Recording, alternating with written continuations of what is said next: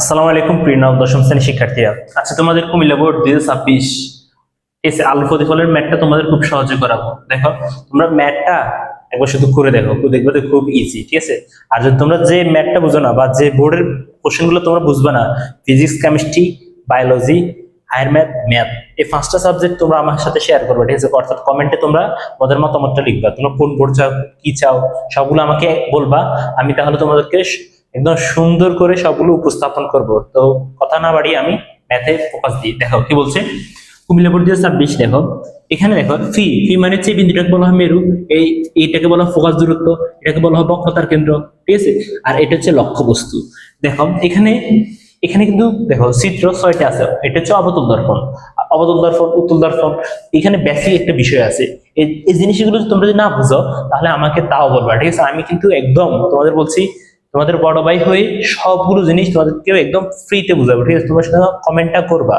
তার পাশে কি বলছে, ফি এফ সমান 20 সেন্টিমিটার। ফি এফ বলতে বোঝানো হচ্ছে এ ফি এ এফ, অর্থাৎ মেরু থেকে ফোকাস দূরত্ব হচ্ছে 20 সেন্টিমিটার। তাহলে তুমি দেখো এটা এটা আর এটা কিন্তু সমান, মানে এখান থেকে এখান পর্যন্ত যে দূরত্ব, এখান থেকে এখান পর্যন্ত সেম দূরত্ব।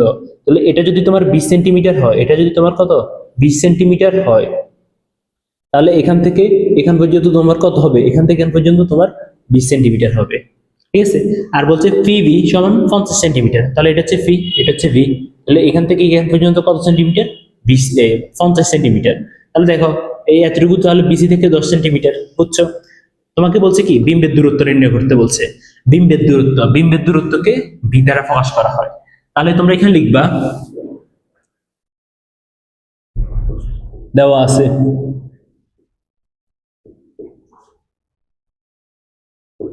প্রথম কি দেওয়া আছে, ফি এফ, এটা হচ্ছে কি ফোকাস দূরত্ব। তো লিখবা ফোকাস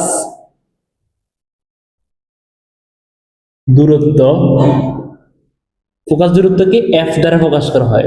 এফ সমান তারা কি দিছে, এই দেখো ফি এফ দিছে, তাহলে লিখবে ফি এফ। তাহলে তুমি বলো ফি এফ এর মান কত, 20 সেন্টিমিটার। তাহলে আমি এখানে লিখবো 20 সেন্টিমিটার। তারপর লিখবা ফি বি সমান 50 সেন্টিমিটার। কেমন, এই দেখো ফি বি, এটা হচ্ছে কি লক্ষ্যবস্তু। তুমি জানো লক্ষ্যবস্তু হচ্ছে কি, লক্ষ্যবস্তুকে কি দ্বারা প্রকাশ করা হয় জানো, লক্ষ্যবস্তুকে, লক্ষ্যবস্তুর দূরত্ব ইউ, ঠিক আছে। ইউ সমান ফি বি। তো ফি বি সমান কত দিছে, 50 সেন্টিমিটার। এখানে লিখে ফেলো 50 সেন্টিমিটার। কেমন, তারপর দেখো তোমাকে এখানে কি বলছেন, দেখো বিম্বের দূরত্ব, কার দূরত্ব, বিম্বের দূরত্ব। বিম্বের দূরত্ব কি দ্বারা প্রকাশ করে জানো, বিম্বের দূরত্বকে কে বলতে পারবো বলো, বিম্বের দূরত্বকে বি দ্বারা প্রকাশ করা, বি ইকুয়াল টু হোয়াট, মানে বির মান দ্বারা বাইর করতে বলছে। তাহলে এখানে তুমি লিখবা, আমরা আমরা কি জানি, 1/v plus 1/u equal 1/f, ঠিক আছে। এই সূত্র তো তোমরা অলরেডি সবাই জানো, ঠিক আছে। তারপর তারপর এখানে লিখবে কি, তোমার এই দেখো এখানে কার মান বাইর করতে বলছে, ভির মান বাইর করতে বলছে, এই বিম্বের দূরত্ব ভির মান। তাহলে তুমি এখানে কি লিখবা, শুধু বি যেটা আছে ওইটাকে বাম পাশে রাখবা, আর ওই 1/f আর 1/u যেটা আছে এটাকে ডান পাশে ফাটিয়ে দিবা। এরকম ফাটাতে হলে দেখো সমান চিহ্নের পাশে এটা কিসে আছে, প্লাস আছে, আর এটা এই পাশে গেলে কি হবে, মাইনাস হবে। তাহলে লিখবা মাইনাস 1/u, এটা লিখবা, কি লিখবা, মাইনাস 1/u, ঠিক আছে, এটা লিখবা। এখন দেখো তারপরে আসো, তারপর লিখবো 1/b equal 1/f। F F মানে ফোকাস দূরত্ব, ফোকাস দূরত্বের মান কত দিছে 20। তাহলে লিখতে হলো 20, এখানে কি আছে মাইনাস, মাইনাস দিবা, উপরে আছে 1 1 দিবা।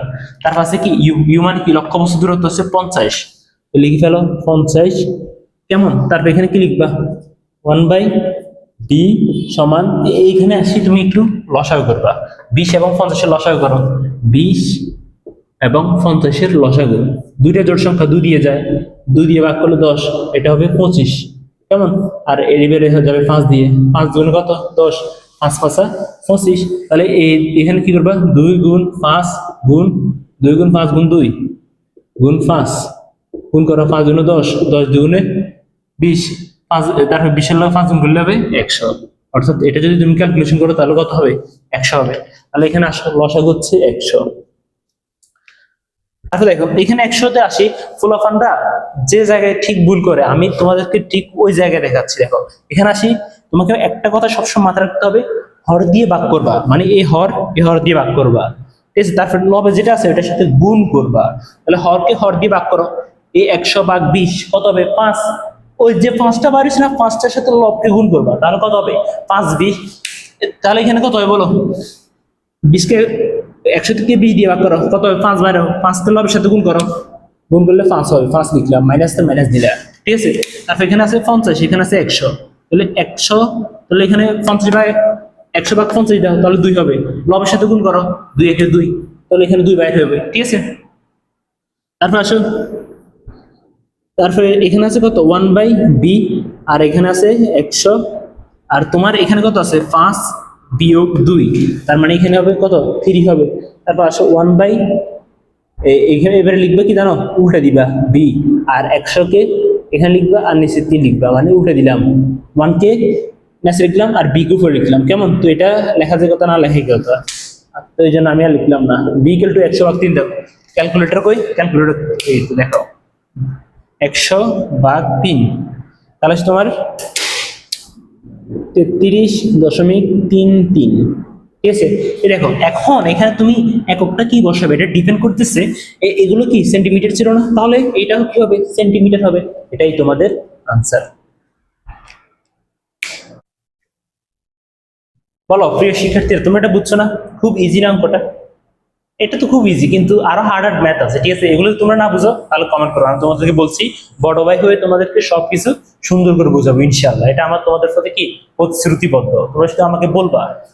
তারপর আসো, তো আমি এখন গরু শেষ করলাম, এটা মুছে দিচ্ছি, তোমরা তো এটা বুঝছো, কেমন? আর বুঝছো না? মুছে দিচ্ছি।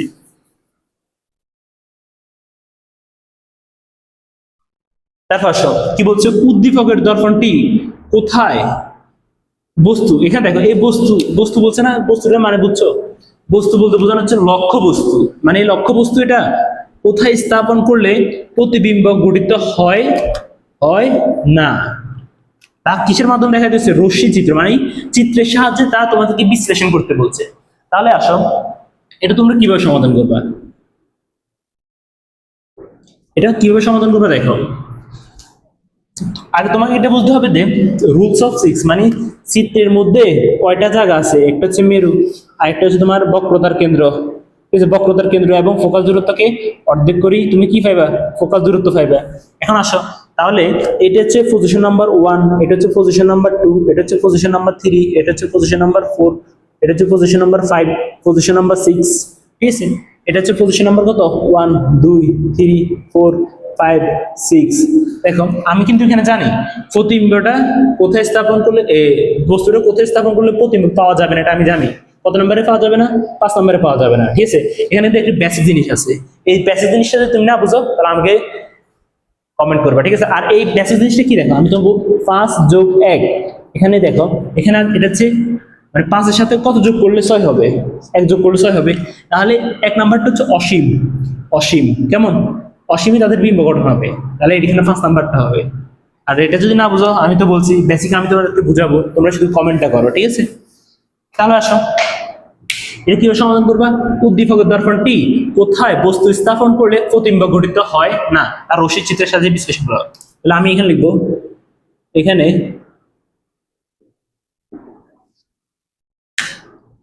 লক্ষ্যবস্তুটি, লক্ষ্য লক্ষ্যবস্তুটি লক্ষ্যবস্তুটি ফোকাস দূরত্বে, কেমন? লক্ষ্যবস্তুটি ফোকাস দূরত্বে স্থাপন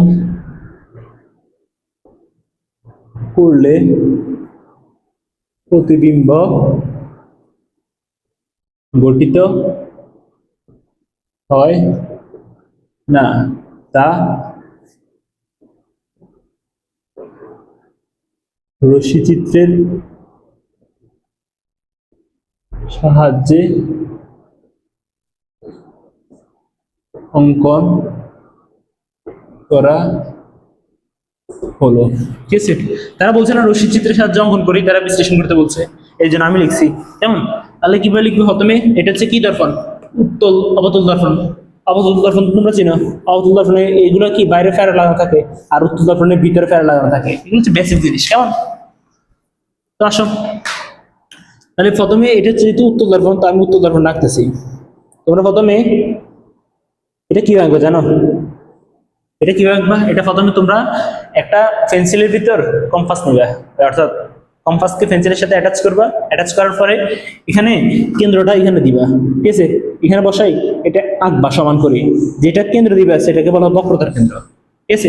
আর কেন্দ্র বরাবর একটা অক্ষ আঁকবা, এটাকে বলা হয় মেরু, ঠিক আছে? এবার কি করবা? বক্রতার কেন্দ্র আর মেরু তাদের সমান থেকে অর্ধেক ব্যাসার্ধ নিয়ে কম্পাসের এক পাশে এখান থেকে কাটবে, আরেক পাশে এখানে কাটবে। আবার সমান দূরত্ব নিয়ে আবার এখানে বসাবে কম্পাসের, এটা একবার এখানে কাটবে, আরেকবার এখানে কাটবে। কাটলে তাদের একটা মধ্যবিন্দু বাইরে হবে, ঠিক আছে?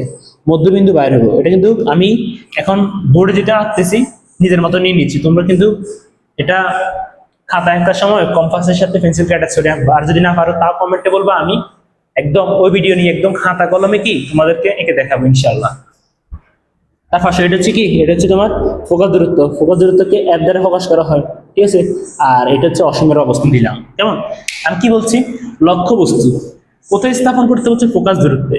আমি ফোকাস দূরত্বে স্থাপন করলাম, ঠিক আছে? এটা হচ্ছে ফোকাস দূরত্ব। ফোকাস দূরত্বে স্থাপন করলে এবার কি, এবার সিস্টেম কি জানো?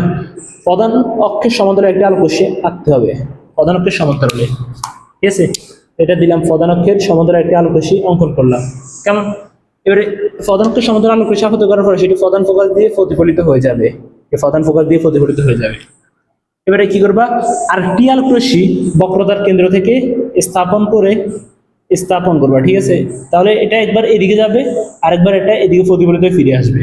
তাহলে দেখো এবারে এখানে পিছন দিকে তাদের কি আলোকরশ্মিগুলো বর্ধিত করলে তাহলে কখনো মিলিত হবে? তাহলে বা তারা কি একটা বিম্ব গঠন করবে? করবে না। তাহলে এখানে দেখো তুমি লক্ষ্যবস্তুর একটা নাম দাও, এটা দাও এ, এটা দাও বি, ঠিক আছে? এটা এখানে একটা বিন্দু গঠন হচ্ছে, এটাকে তুমি এন দাও, ঠিক আছে? আর এটাকে এম, আর এটাকে এম এম প্রাইম দাও, ঠিক আছে? তাহলে আসো, এবারে তুমি অঙ্কনের বিবরণ লিখবা। কি লিখবা? অঙ্কনের বিবরণ। অঙ্কনের বিবরণটা আমি লিখে দিচ্ছি না, কারণ আমি তোমাকে যদি অঙ্কনের বিবরণটা লিখে দিই তাহলে একটু ভিডিওটা একটু লং হয়ে যাবে, ঠিক আছে?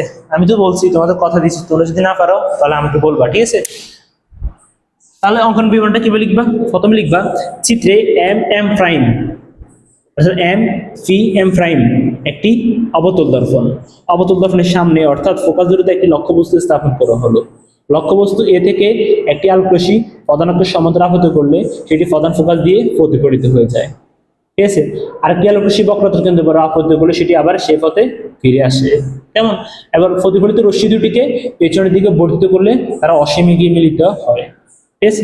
এই বিবরণ এগুলো যদি দিয়ে দাও তাহলে তোমার এখানে স্যার বা শিক্ষক তোমাকে এখানে পরিপূর্ণ নাম্বার দিতে মানে রাজি থাকবে, ঠিক আছে? আসো, এটা কি বুঝছো তোমরা? বুঝছো?